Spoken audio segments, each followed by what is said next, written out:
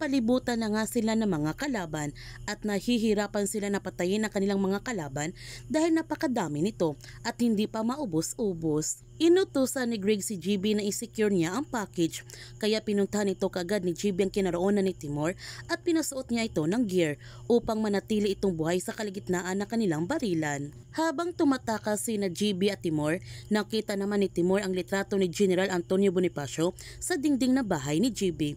Kaya naalala na nga ni Timur na si GB ang anak ni General Antonio Bonifacio at alam pa niyang totoong pangalan ni GB. Sinabihan ni Timur si GB na alam ba niya na iisa lang ang ginagalawan nila ng kanyang ama. Marami sila nitong pagkakapareho. Hindi ba siya curious kung ano ang kanyang nalalaman tungkol sa kanyang ama?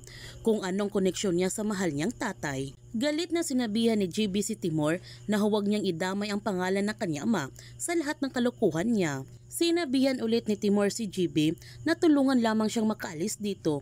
Sasabihin niyang lahat ng kanyang nalalaman.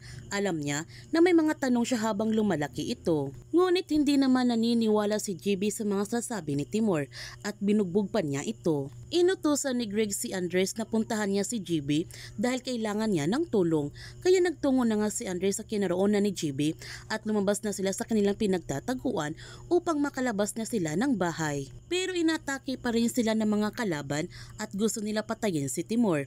Buti na lamang iniligtas nila ito ni GB at Andres. Kaya napagtanto nila na hindi silang target ng mga kalaban kundi si Timur at mas pinahigpitan pa nila ang pag-secure ni Timur upang hindi ito mamatay. Samantala, bigla naman tumahimik ang buong paligid kaya ang akala nila na wala ng mga kalaban kaya lumabas sila ng bahay pero naging alerto pa rin sila. Ngunit sa kanilang paglabas ng bahay ay bigla na lamang sila pinagbabaril ng kanilang mga kalaban at may shooter pa ito. Nung aalis na sana sila ay binaril naman si GB ng shooter kaya nabitawan niya si Timur at nakahanap ng pagkakataon ang mga kalaban na barilin sa ulo si Timur. Nung namatay na si Timur, agad na nga umalis ang mga kalaban kaya nagtataka sila nito kung bakit sila nagsaalisang lahat.